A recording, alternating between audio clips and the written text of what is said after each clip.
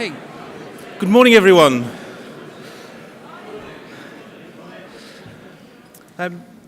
Welcome to all of you to our PyCon 2018.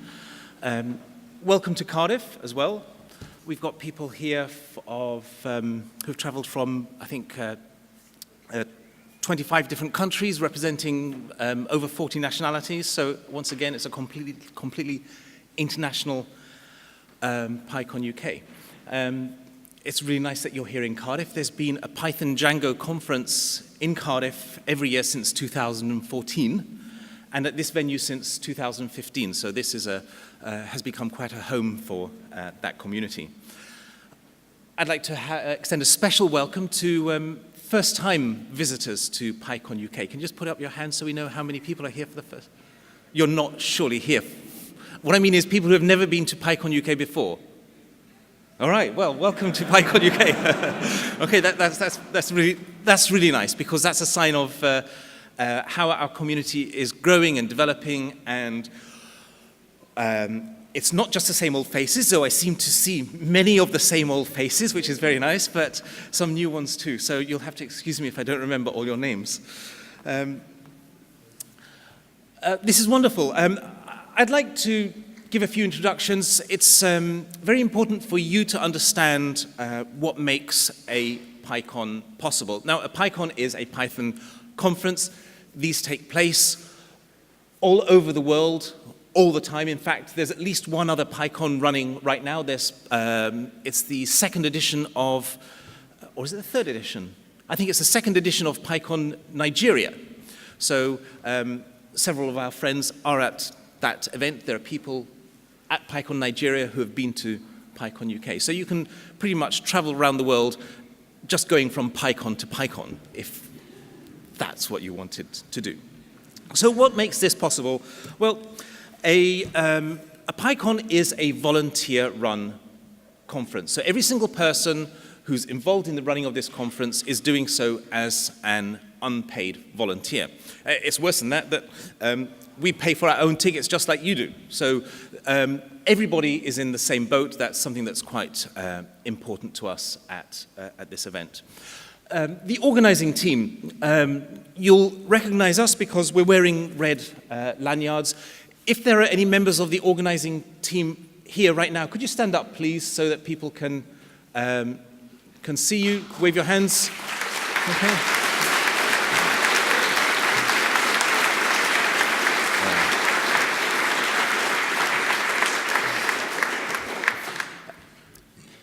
You'll see us about. If there's anything you need, we're here to help you. These are the members of the core organizing team who have been working on this since last year. I'm very grateful to be working with such a team of people, because I'll say more about this later. I don't want to spend too much time on it now, but it's been a super experience, and the amount of commitment and effort that every one of these team members has put in has been really super. As well as the team, we've got a wider team of volunteers. And these are people, ordinary people, just like you, who have come by to lend a hand. There's a small army of them. When I left the venue last night, well after 9 o'clock, there were still volunteers scurrying around to help get things set up.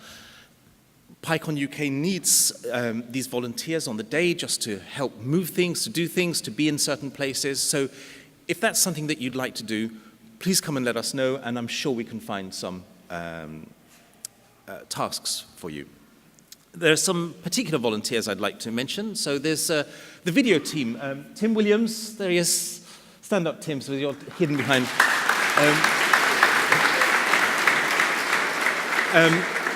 Also with an army of dedicated helpers. So Tim was still here in the venue at 20 to 11 last night getting things ready. We've got video recording running in several rooms. Tim, do you still need more camera operators for the day? Yes, please. Yes, Tim would like some more camera operators. There's a camera operator up there. If you have sufficient hand-eye coordination to point a camera in the right direction, I think you can be a camera operator. So If you'd like to do that, please come and see Tim. He'd be very glad for your help. So thank you, Tim. Tim's been with us, I think, since God was a young man, doing the video recording at these PyconUK conferences. Now, you can see on these screens at the side and at the back that my words are magically appearing. And that's thanks to our team of STTRs, speech-to-text reporters. Today we've got Cheryl and Hilary. One of you who's not typing on the magic piano, perhaps wave so they can see you. There they are. So.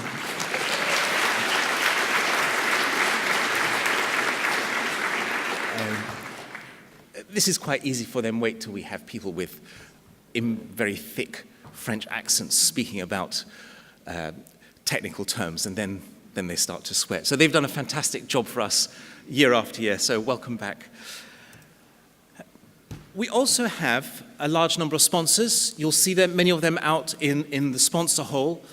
They're an important part of our community. They're not just commercial sponsors here to sell you something.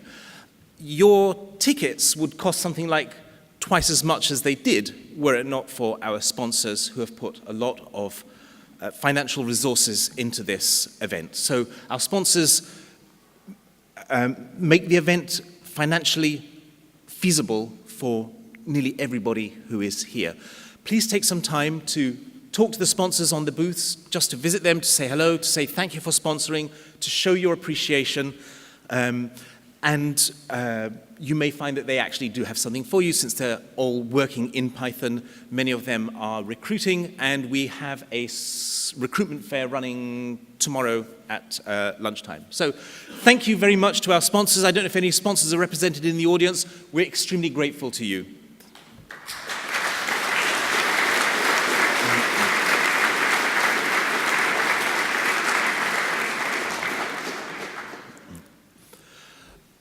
Along with the sponsors, you won't see them very much, but the Cardiff City Hall staff have been working with us, as they do every year, for nearly a year. They are beyond helpful, and they make sure that this event with its, I think there are nearly 600 people here today, that this event goes smoothly day after day, year after year. So we're really grateful to Jeff and Lynn and David and all their team. Our AV services, it's Ben, isn't it? From Enthusiasm Events, again, year after year, setting up late or setting up early for us, and they are, again, providing a service that we rely on.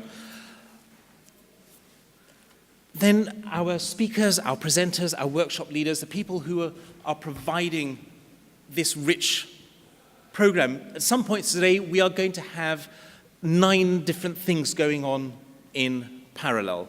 So it's a testament to the depth and breadth of interest and knowledge and expertise in this community that we have that many people able to come here to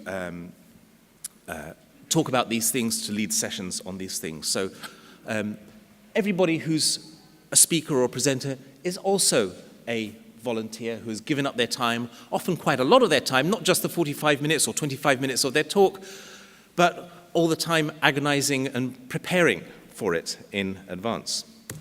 And finally, the conference depends on you, because you're not just our audience, you're our participants. We welcome you back every year. We welcome new people. We're really glad you're here.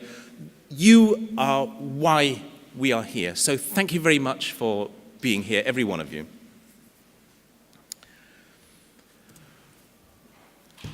Our conference is governed by a code of conduct. If you've been to a conference lately, you may have encountered a code of conduct.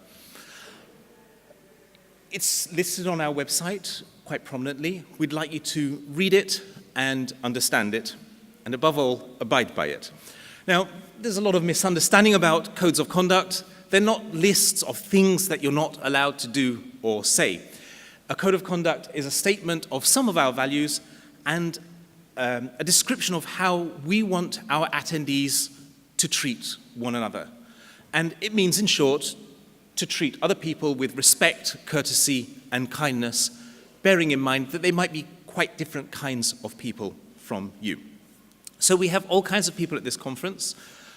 some who, if you're used to going to technical conferences, you won't normally see, such as today, children, and tomorrow, school teachers.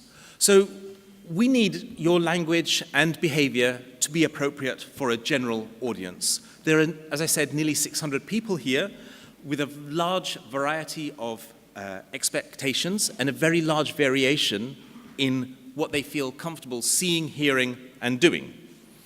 This applies to talks, of course. It applies to everything that falls under the auspices of PyconUK.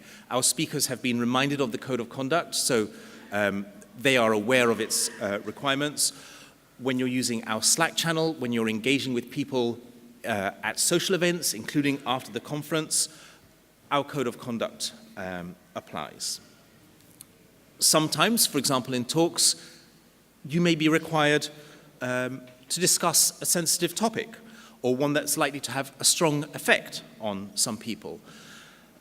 A Code of Conduct doesn't forbid those discussions, but it does require that they are conducted with tact and consideration and discretion. There will be social events, and at several of them, alcohol will be served. So we remind you that excessive consumption of alcohol can often lead people to say and do things that they would not do were their judgment not impaired somewhat. So please bear that in mind. You will see on the Code of Conduct page of the website a telephone number and other information on how to report a Code of Conduct concern. A Code of Conduct concern is a matter where you feel that some behavior or language or imagery has been inappropriate for the event. And if you're in doubt, we'd like you to come and talk to us about it. It's not like reporting a crime, it's reporting a concern. The best way to do it is to find somebody who's wearing a red lanyard and say, I have a Code of Conduct concern, or to mention it to one of us in the Slack channel. You will see that we have a little red snake by our names in the Slack channel, so you can message us privately. And we also have an email address, which actually isn't yet on the website. I'm going to do that in a minute, and you can report it privately and confidentially there. And if I mentioned the phone number already, there's also a phone number where you can send a text message or call. Unfortunately, in this building, phone reception isn't always that great, so you might want to use one of the other methods. The basic rule is, if there is anything that gives you concern, the first thing to do is to come and talk to one of us. We'll be really glad to hear it and to hear your concern. Now, in the feedback from last year's event, there were some complaints that people had to hear a little bit too much about our toilets policy. So I'm sorry about that, and I have to admit that I feel the same, that it's not my idea of glamorous to stand up here and talk to you about toilets. I was hoping for something more memorable when I signed up to be conference director. Now, the problem is this, that although the toilets in this lovely 19th century building are clearly labeled ladies and gentlemen, those categories don't reflect the reality of our attendees. So it could be that someone using one of the toilets thinks or feels that a certain person doesn't look quite enough like a woman to be using the ladies' toilet, but our policy is really simple. We trust our attendees to choose and use the facilities that they feel are appropriate for them. And we expect them to be left in peace while they're doing so. So please respect the people and please respect the space. If you've got any concerns, you're welcome to address them to us, as I mentioned, but absolutely no one is to be harassed at any time while using our facilities. So thank you for understanding that, and we expect every single one of our attendees to respect that policy under our Code of Conduct. Another thing that was complained about in the feedback from last year is that they were told how to ask questions. And I'm sorry about that, but I'm going to have to do that again. So let me explain what a question is. After a speaker has given a talk, the audience may be invited to ask questions. And this is not an opportunity or an invitation for members of the audience to offer their opinions, make a comment, point out where the speaker was wrong, or do any of those things. It's an opportunity for the questioner to give the speaker a chance to share something that the questioner did not know. So questions are in the form of an actual question, like, how did you do such and such? Or why did you do such and such? It's not an opportunity to ask, were you aware of this other library that does the same thing but better? Or, I don't have a question, but I'd like to tell you a story about what happened to me. So you can do those things, but not in the questions, because a speaker's talk is an opportunity for them specifically to talk. A good question will show how brilliant the speaker is, not how clever the questioner is. So please try and keep that in mind. Our session chairs have been instructed to give really dirty looks to people who violate this policy, and will perhaps have a firm word with them afterwards. So please don't be one of those people. Oh, thank you.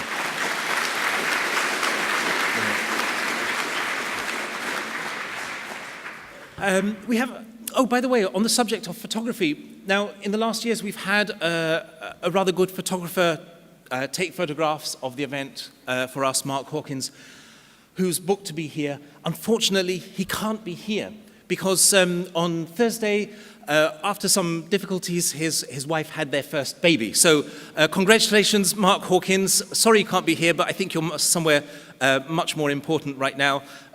He said he'll try and come in anyway. We'll see. So we said to him that he's got more important things to do, but it means that please take as many photographs as you like and publish them. But we do have a photography policy. Apart from those of us wearing red lanyards, people wearing blue lanyards are happy to be photographed and appear in published photographs.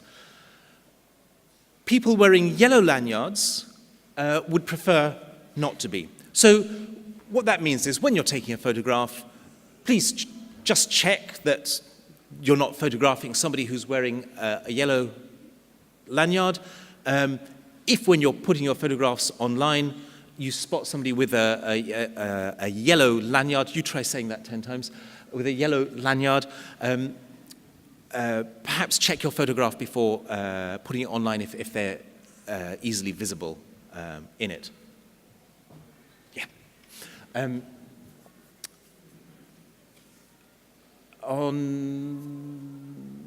in any case, when you're taking photographs, please do so in a considerate and respectful way. We have a quiet room at the back of the marble hall. It's a place literally to sit in and be quiet. It's not a place for quiet conversations, it's a place for just sitting down when you need a break from the rest of the conference. Please use it. It's a nice space. It's the council room at the back. We have, you've probably found the wireless by now. It's the Cardiff Free Wi-Fi network. It doesn't always bear up under the weight of our users, so, you know, good luck. We have a Slack channel you should have received. If you've been reading all these messages we've been sending you, you should have found out how to join the Slack channel. It's very useful for example, organizing your dinners and social events. You can find groups of people to meet up with. The code of conduct applies to the Slack channel. In the Slack channel, you'll see some of us with little red badges by our names. Those are the organizers if you need to speak to one of us. Lunch and how it works. Look at your badge. It will tell you, as well as which days you're registered for, which lunch sitting we'd like you to take. As far as possible, we'd really like you to follow that. So don't go to a different lunch sitting from the one that's on your badge, because it clogs up the dining hall downstairs where there is not capacity for 600 people to turn up at once. So we need you to go at the right time. Of course, if you're about to fall into a diabetic coma or you're absolutely starving or there's some problem, of course you can do that, but please otherwise follow that. The conference dinner, completely sold out, is tonight, 7:30 downstairs in the lower hall. If you're disappointed, there are still tickets available at the Clink from Saturday to Wednesday night. Don't miss that. You'll speak to anyone who's been before and they'll tell you how good it is, so you can book those. We have evening events. Tomorrow night, manual technology and board games. Manual technology, knitting, crochet, weaving, knots, plus board games. That will be downstairs in the lower hall from 7:30. How many people are coming to do that on Sunday? Can you just raise a hand? Yes, a lot of people. Okay, there's going to be a cash bar there and a wood-fired pizza van in attendance. Similarly, on Monday, a code dojo. Peter's taking care of that, but we'll tell you more on that subsequently. And then the Python music night on Tuesday. Today, what's happening? A whole load of things. As I said, 9 things in parallel sometimes. Django girls. Any Django girls up here? Yay! Okay. So I think many of the Django girls will be our first-time attendees, of course. Welcome to all of you. I hope you have a great day. That's going to be all day long in the lower hall. And I'm really pleased to say that we have Ola. Ola, are you here somewhere? She's probably in the sponsor hall, but she's one of the 2 original Django girls. So we've got 50% of the original Django girls with us. So when you see Ola, say hi to her. She's on the Verve stand out there, I think. We have the Young Coders Day today, which is part of our education summit. That's hosted by Raspberry Pi and Coder Dojo. That's going to be taking place all day in rooms B and C, starting right after this session. You'll recognize the young coders. Most of them are children. They are children, for those of you who don't know, are exactly like ordinary people, but smaller. So be careful when you go through doors and walk around, because they might be below your line of sight. They'll be coming back in here 4:30 for their presentations. Don't miss that, because that's one of the highlights of the conference. Who's hosting that? Kat Lamin will be hosting the Young Coders presentations. We have the annual general meeting of the UK Python Association in here at 5:30. And that's it from me. You'll be seeing more than enough of me over the conference. So I'm now going to pass you on to the next sessions. The young coders, please stand up and make your way to rooms D and C? B and C? B and C? Yeah, I've forgotten it already. And the rest of you, we're now starting with our first keynote talk of the event.